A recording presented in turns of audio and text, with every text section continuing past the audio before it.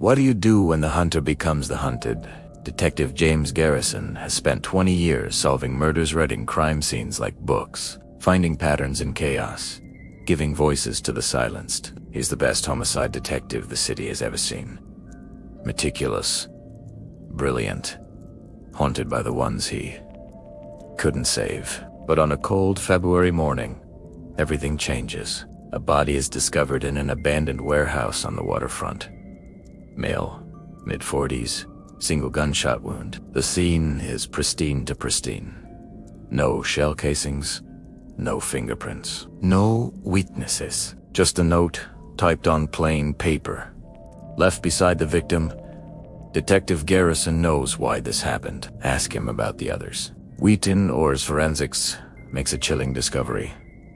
James's DNA at the crime scene, his fingerprints on the warehouse door, security footage showing his car in the area the night of the murder. And when they investigate the others, 3 cold cases from the past 5 years, they find the same thing: his DNA, his presence, his connection. James Garrison isn't just investigating a murder, ASAP. Prime suspect. But here is the question that will unravel everything. Is he being framed by someone who knows him better than he knows himself? Or has the detective been living a double life, hunting by day and killing by night, his own mind hiding the truth from itself? The investigation begins, and every clue leads back to the man who's supposed to solve it. The call came at 6:23 a.m. Detective James Garrison was already awake, coffee in and staring at the caseboard in his home office. 3 unsolved murders spanning 5 years. Their faces watching him from pinned photographs. He'd been staring at them for months, searching for the connection he knew was there, but couldn't see. His phone vibrated. Lieutenant Sarah Morrison. Garrison, we need you at the waterfront. Warehouse District, Pier 17. We've got a body. James grabbed his jacket. On my way. What are we looking at? I pause. Too long.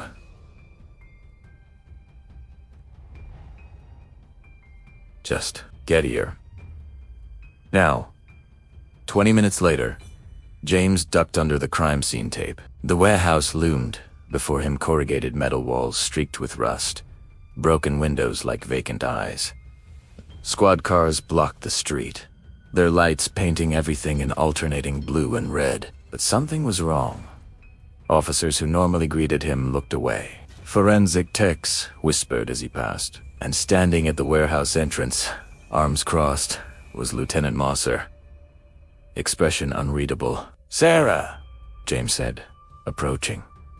"What have we got?" She didn't move.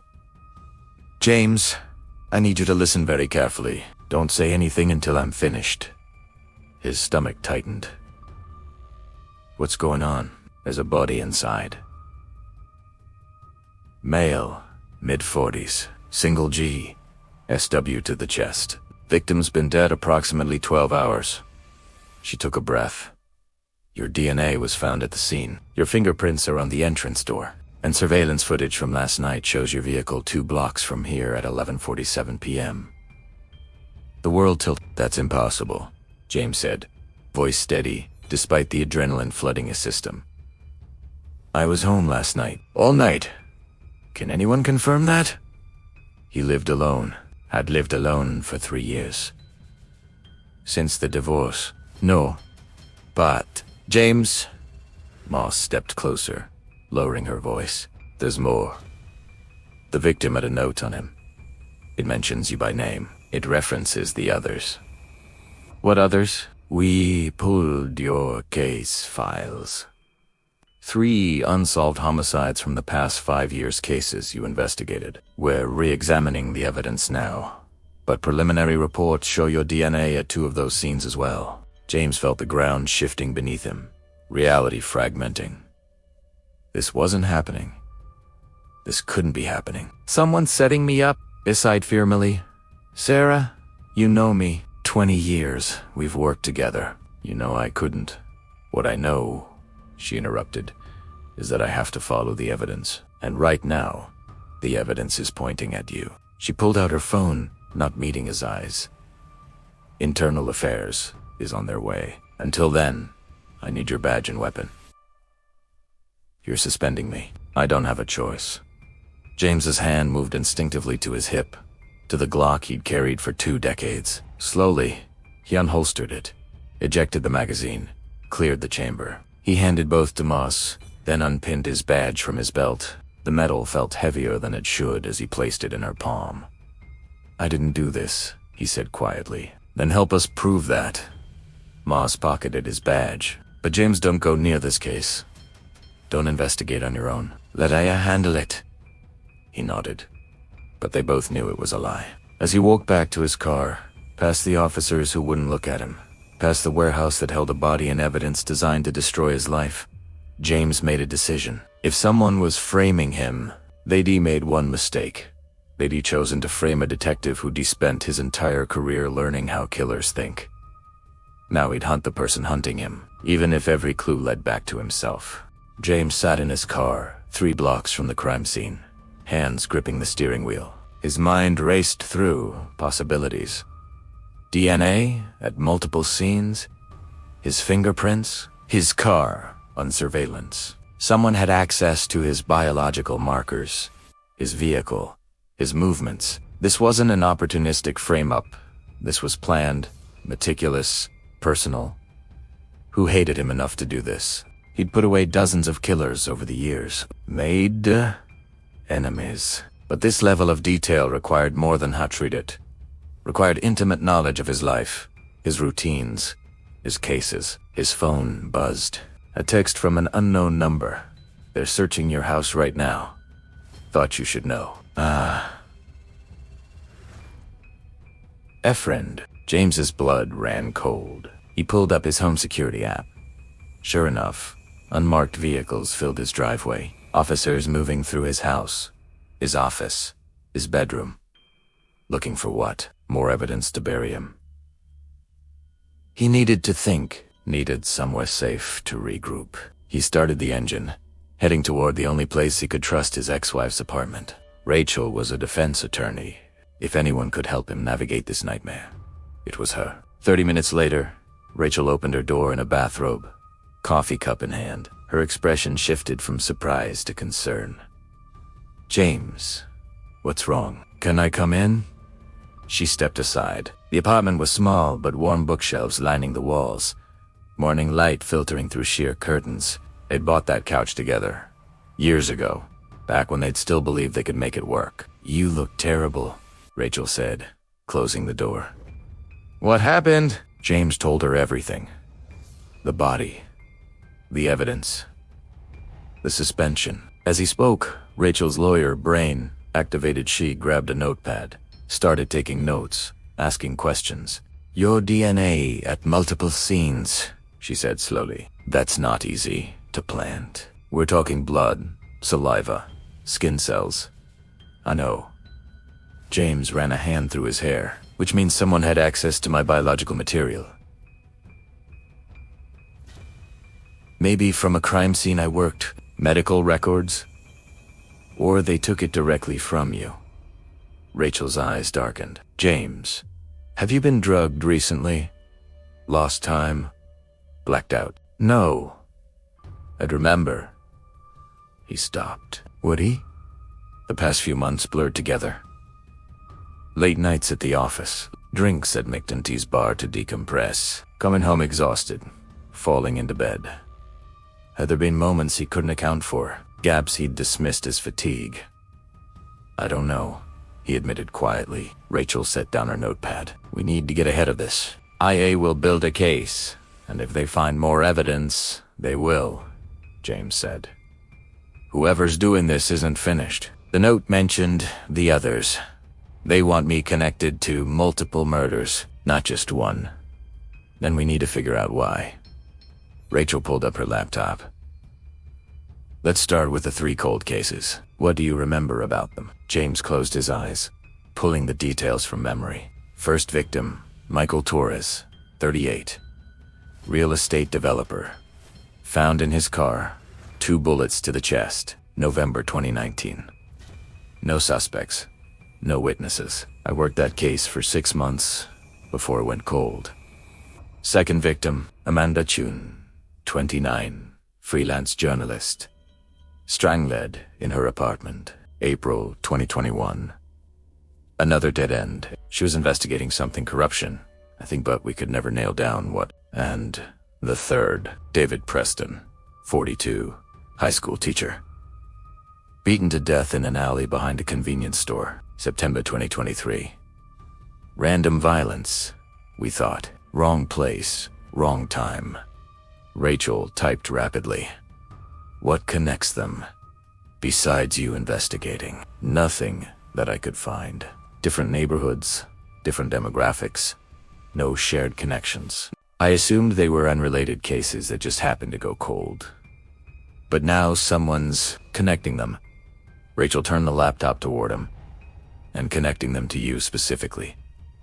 Why? James stared at the screen, at the 3 faces looking back at him.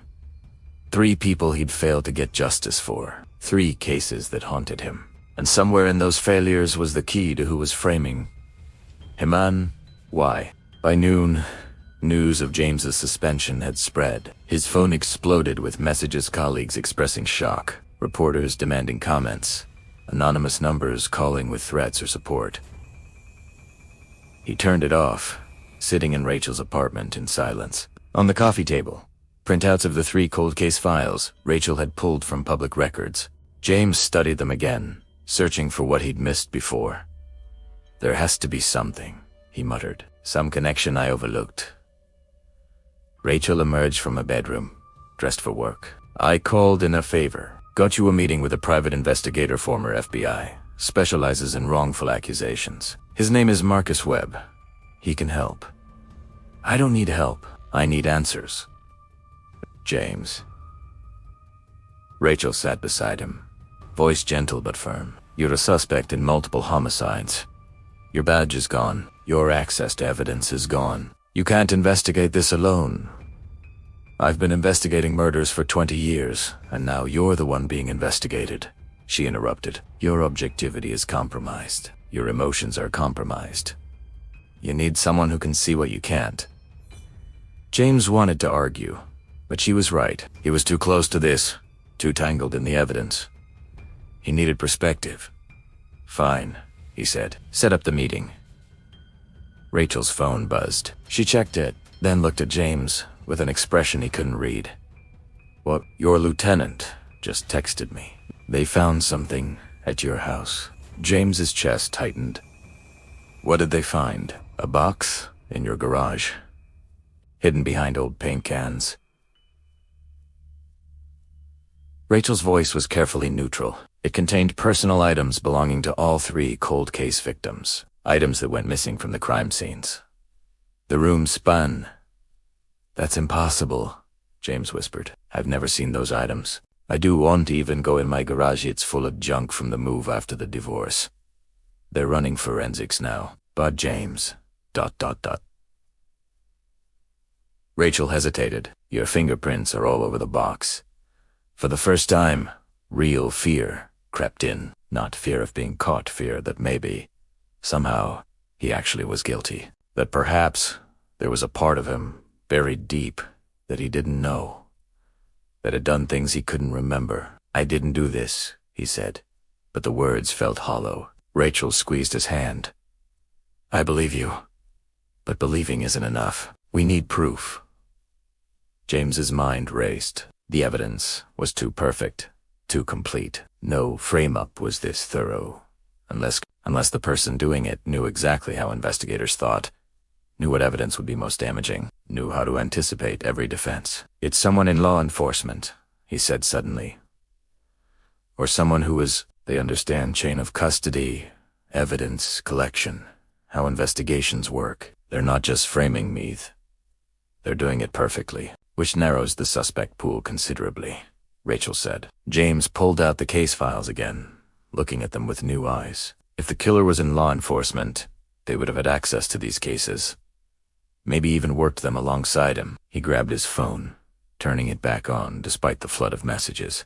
He pulled up his work contacts, scrolling through names of detectives, forensic techs, prosecutors who'd been involved in these 3 investigations. There, a name that appeared in all 3 case files, Detective Vincent Halley. James's former partner, before Halley transferred to narcotics 5 years ago. They'd worked together for a decade, close enough that Holly would know James's routines, his methods, his life, close enough to perfectly replicate how James would commit a murder. "I know who's doing this," James said quietly. Rachel looked at the name on his phone. "Your old partner?" He had access to everything. My DNA from shared crime scenes. Keys to my house from back when we were partners. Knowledge of every case I worked. James stood, energy returning. "I need to find him." "James." Wait, Rachel grabbed his arm. "If you're right, and he's framing you, confronting him could be exactly what he wants. You need to be smart about this." "Then I'll be smart." James pulled on his jacket. "But I'm not sitting here while someone destroys my life. If Halley is behind this, I'm going to prove it." He headed for the door, but Rachel's voice stopped him.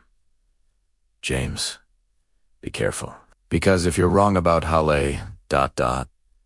double quote, she didn't finish the sentence. If he was wrong, he was hunting a ghost, and the real killer would still be out there, watching, waiting to drop the next piece of evidence that would bury him forever." Vincent Hall lived in a converted loft in the Arts District, disposed brick, floor-to-ceiling windows. The kind of place a detective on a narcotic salary shouldn't be able to afford. James sat in his car across the street, watching. No movement inside. Hale's vehicle, a black Audi, wasn't in its usual spot. Either he was at work, or he knew James would come looking. James's phone buzzed. Marcus Webb, the PI Rachel had contacted.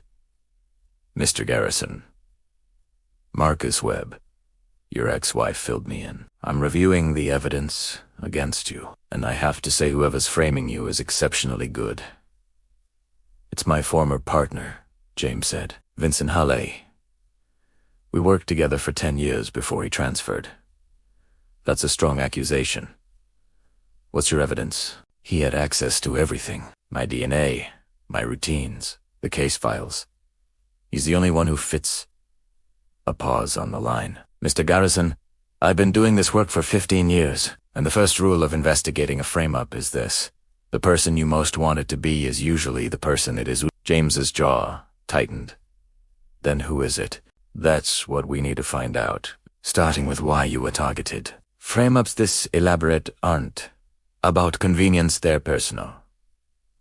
Someone wants you to suffer specifically. So the question is, who have you hurt badly enough to dedicate years to destroying you?" James thought back through his career. Arrests that had destroyed families, convictions that had sent people away for life, investigations that had exposed corruption, ended careers, shattered reputations. "Too many to count. I need access to those 3 cold cases," James said. "The real files, not just what's public record. There's something connecting them I missed the first time. I'll see what I can do. But Garrison, stay away from Halley until we know more. If he is involved, tipping him off could make things worse." The call ended. James sat there a moment longer, then made a decision. He wasn't good at waiting, and he sure as hell wasn't good at trusting others to solve his problems. He got out of the car and approached Hale's building. The security door was locked, but James still had the code. Hale had never changed it from when they were partners. Inside, he took the stairs to the 3rd floor, moving quietly. At Hale's door, James hesitated. Breaking and entering would destroy any chance of using evidence he found, but waiting for a warrant he couldn't request was impossible. He tried the handle. Unlocked. Every instinct screamed trap, but James pushed the door open anyway. The loft was immaculate. Modern furniture. Minimalist. Decor, nothing personal except a few framed commendations on the wall. Too clean. Too perfect. James moved through the space carefully, not touching anything. Kitchen. Empty. Living room. Staged like a showroom. Bathroom. Spotless. The bedroom was at the back, door partially open. James pushed it wider, and stopped. The wall opposite the bed was covered floor to ceiling with photographs. Crime scene photos, surveillance shots, candid images taken from a distance, all of James. James at crime scenes. James at his desk. James at the grocery store. At the gym, walking his neighbor's dog. Months of surveillance, maybe years, documenting every moment of his life. In the center, the 3 cold case victims: Michael Torres, Amanda Chun, David Preston. Red string connected them to James's photos, creating a web that made James's stomach turn. This wasn't just a frame-up. This was an obsession. James pulled out his phone, photographing everything. He needed documentation, needed proof that Halle was a sound behind him, the soft click of a safety being released. "I was wondering when you'd figure it out," Vincent Hale's voice said from the doorway.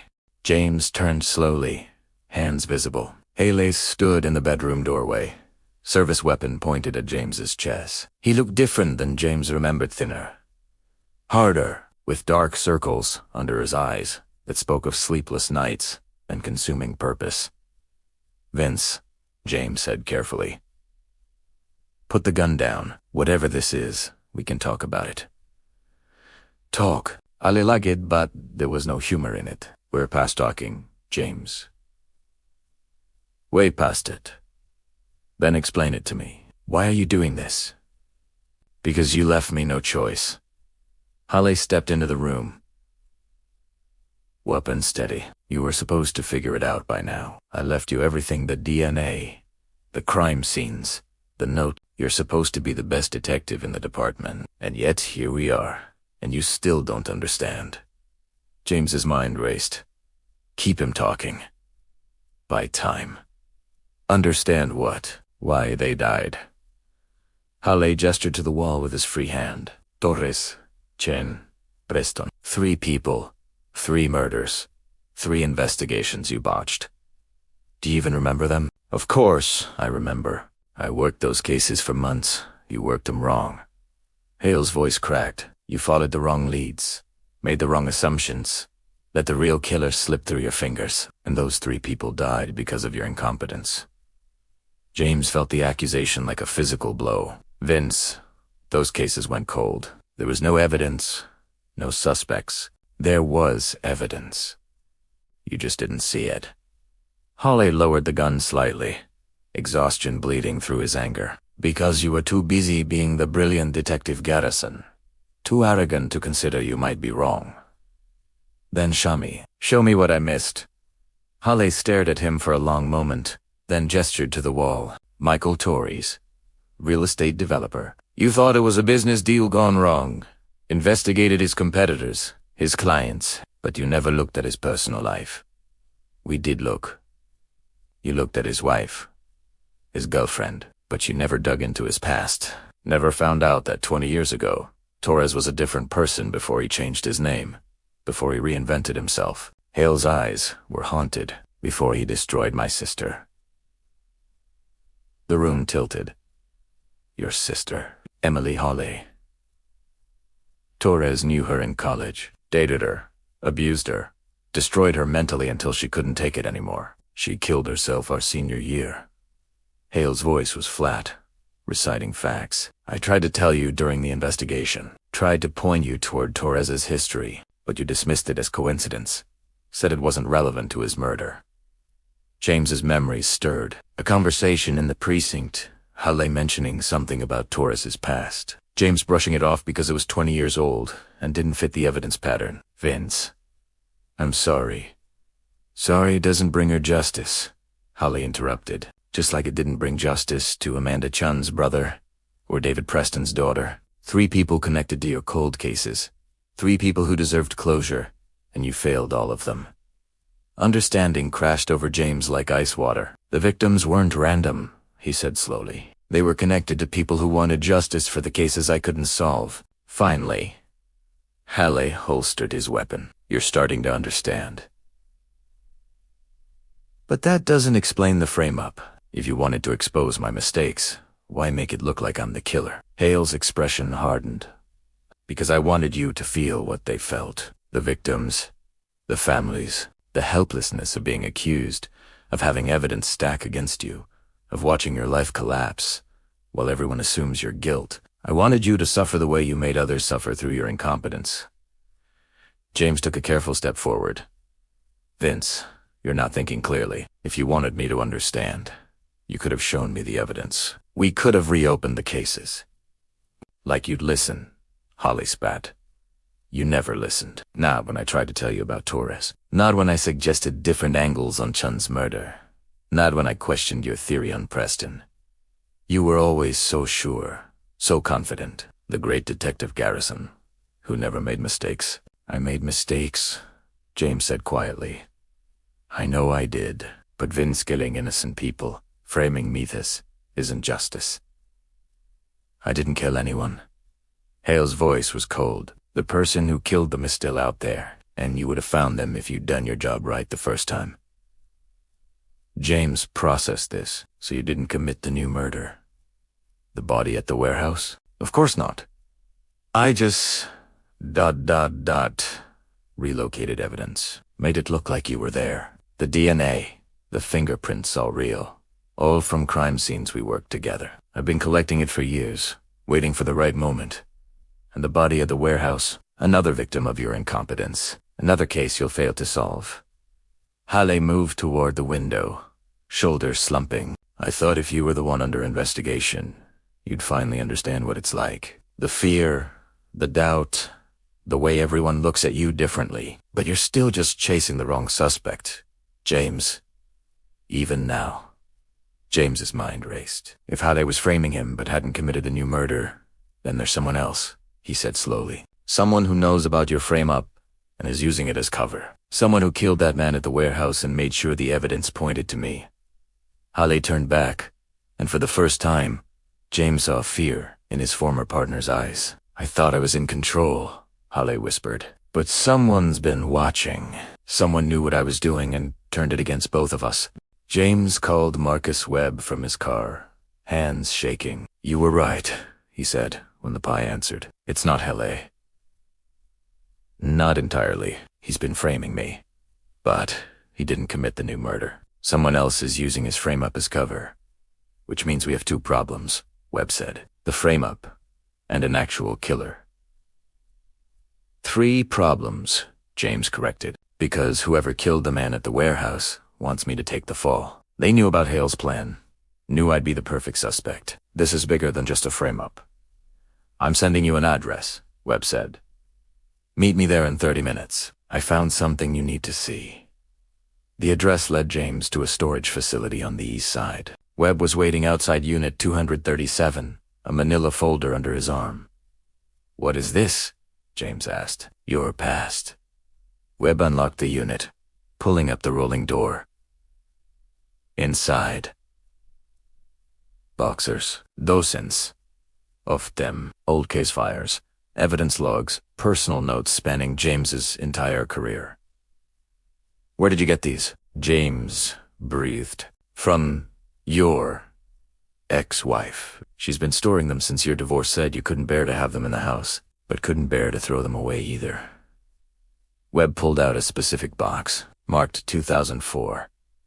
I've been going through them, looking for connections to your 3 cold cases, and I found something you're not going to like. He opened the box, removing a thin file folder. On the tab, Sarah Morrison missing person.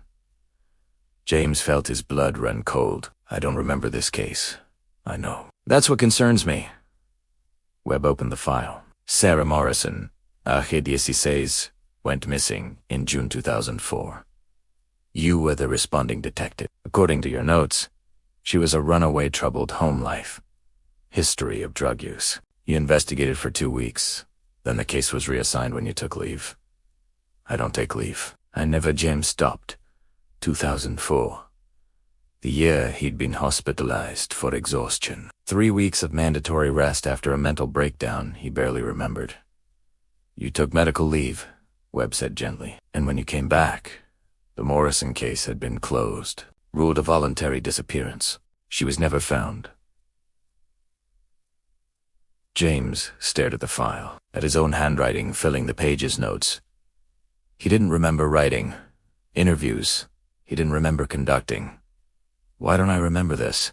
he whispered. Webb pulled out another document, a psychological evaluation dated July 2004, signed by a department therapist. Detective Garrison exhibits symptoms of acute stress disorder and possible dissociative episodes following extended exposure to traumatic crime scenes. Recommend continued therapy and monitoring.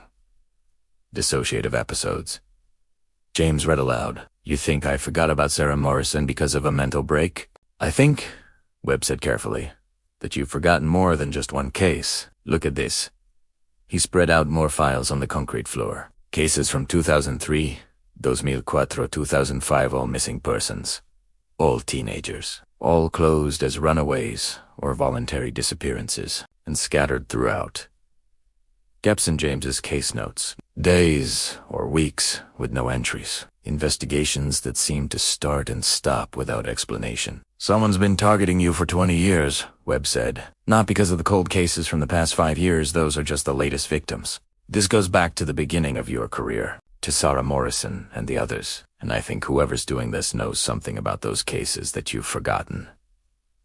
James's vision blurred. 20 years of missing memories. Berea trauma cases he couldn't recall.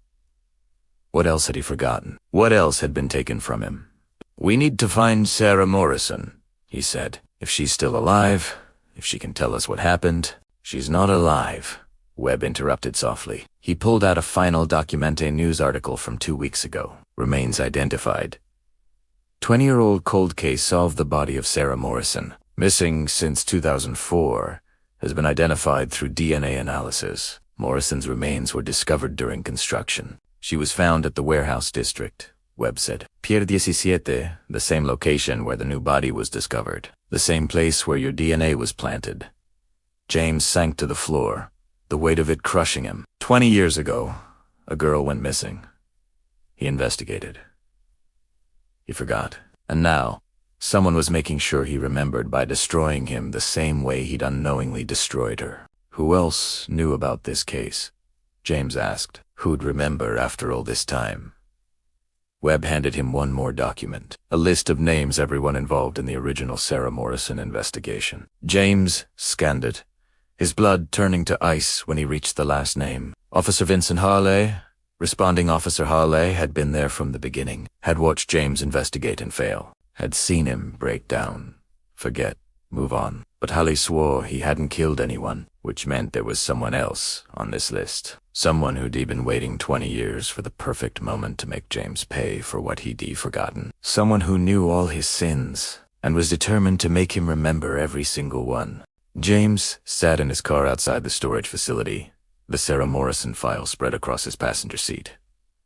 20 years. He'd forgotten 20 years. His phone rang. Rachel.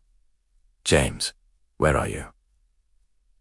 IA just issued a warrant for your arrest. They found more evidence at your house emails between you and the warehouse victim. Planning a meeting. They're saying premeditation now. The emails are fake, James said, voice hollow. Everything's fake.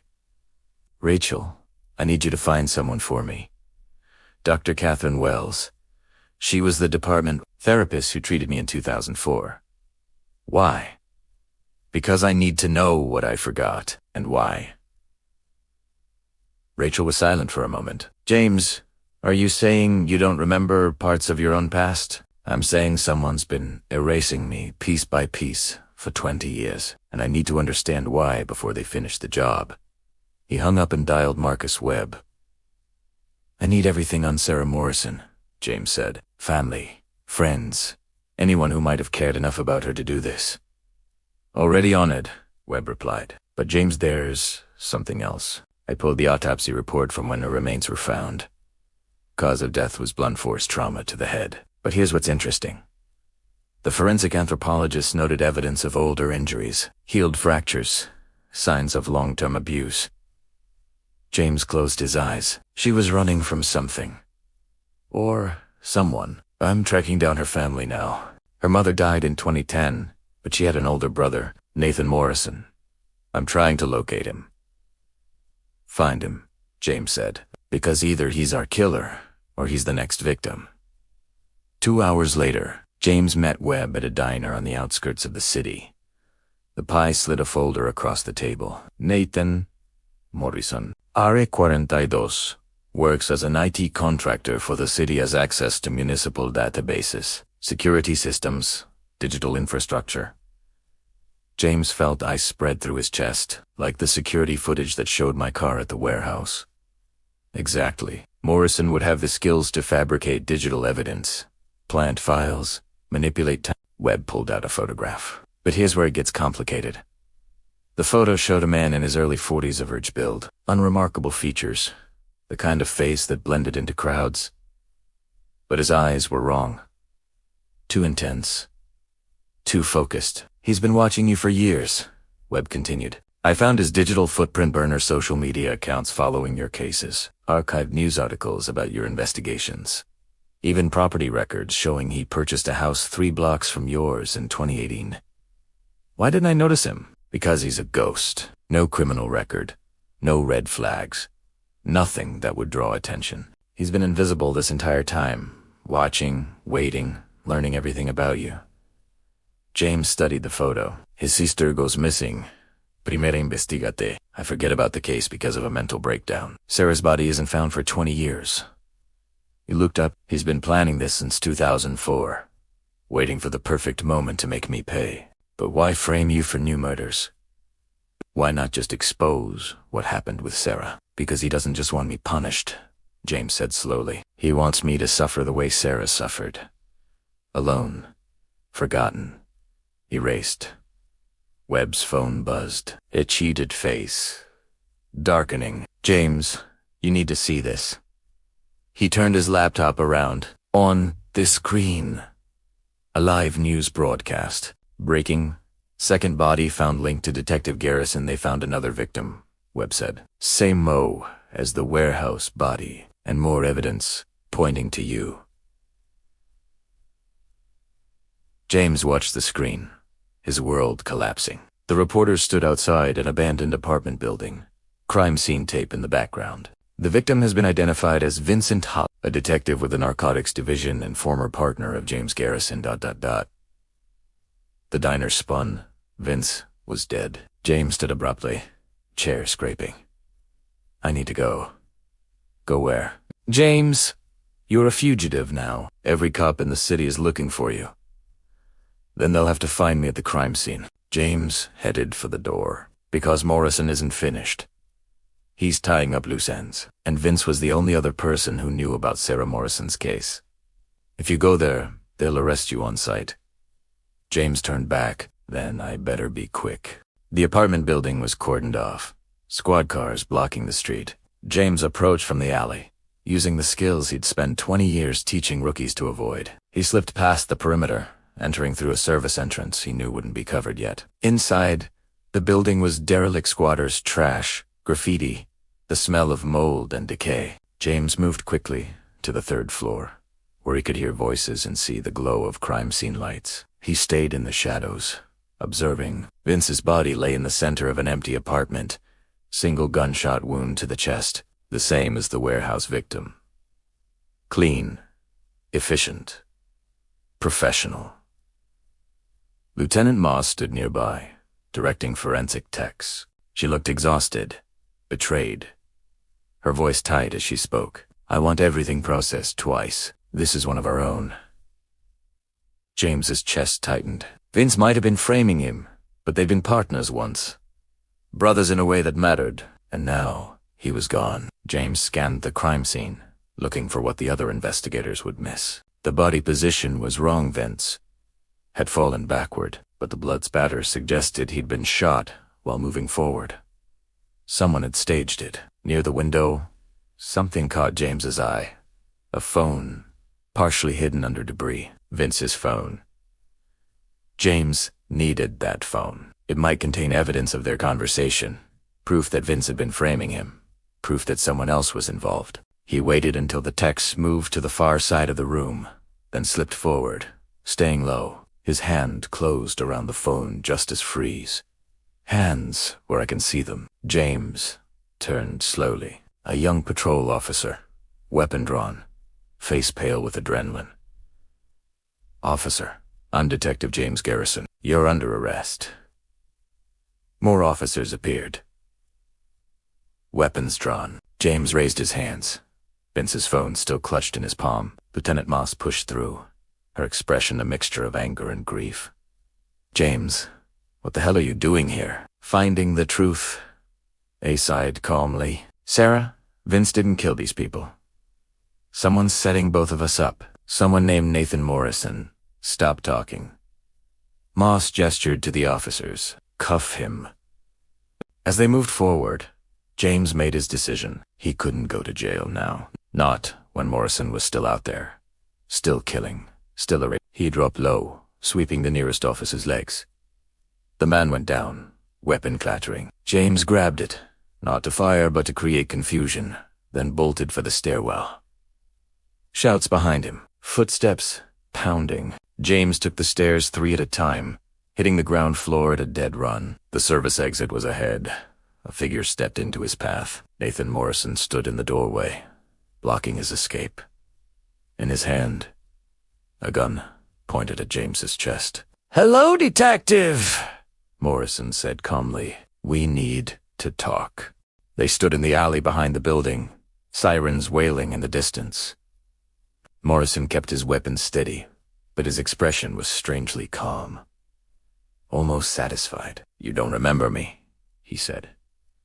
"But I remember you. 20 years ago, you came to our apartment. My mother was crying. Sarah had been gone for 3 days. You took notes, asked questions, promised you'd find her." James's throat was tight. "I tried.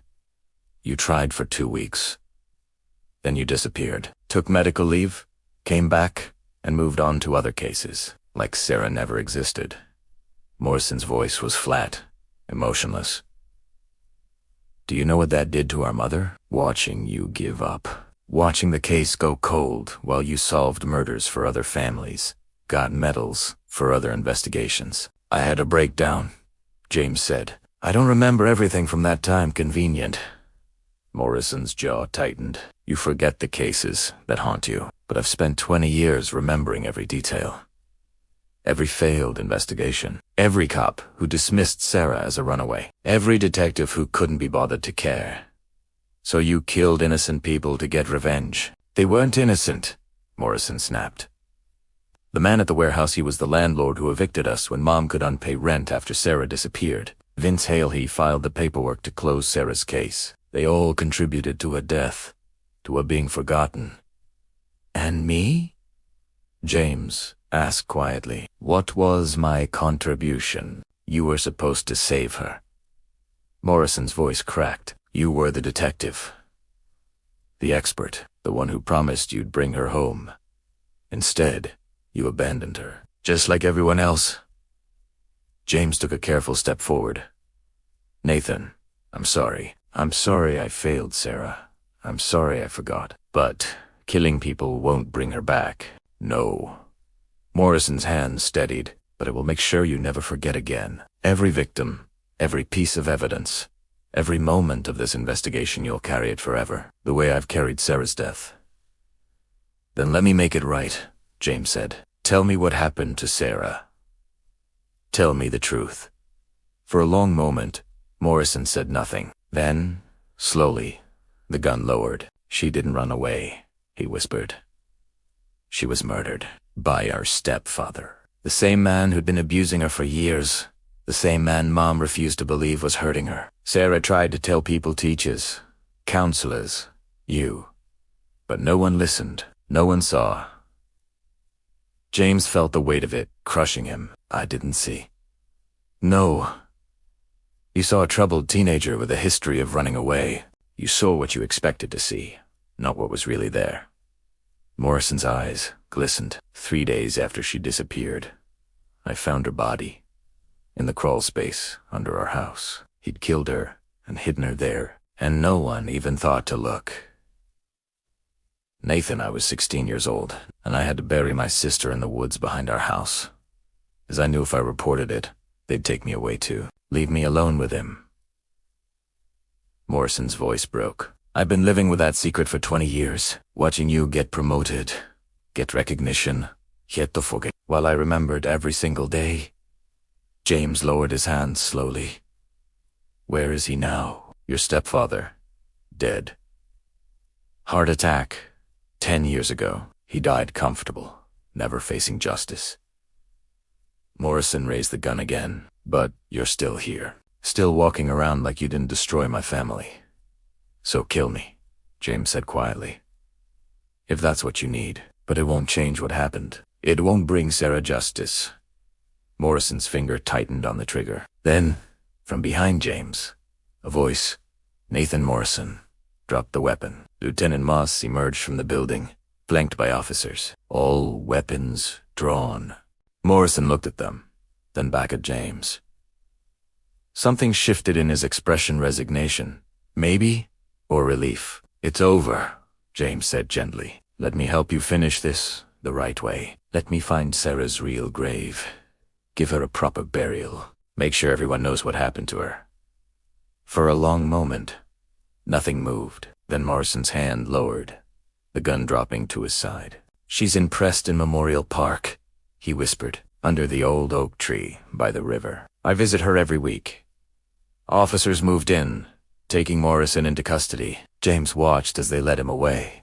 This broken man who'd spent 20 years carrying a burden no one should bear alone. Moss approached James, holstering her weapon. We found the evidence on Hale's phone, she said quietly. Proof he was framing you. Proof of Morrison's involvement. You're cleared, James. But James didn't feel cleared. He felt hollowed out, scraped raw by the truth. I failed her, he said. Sarah Morrison. I was supposed to save her, and I failed. You were human, Moss replied. You broke under the weight of the job, same as anyone would. That doesn't make you responsible for what happened to her, doesn't it? James looked at her. How many other cases did I forget, Sarah? How many other people did I fail while I was drowning in my own trauma? We'll never know, but what you can do is make sure it doesn't happen again. Make sure Sarah's story is told. Make sure other victims don't get forgotten. James nodded slowly. It wouldn't be enough. It would never be enough. But it was something.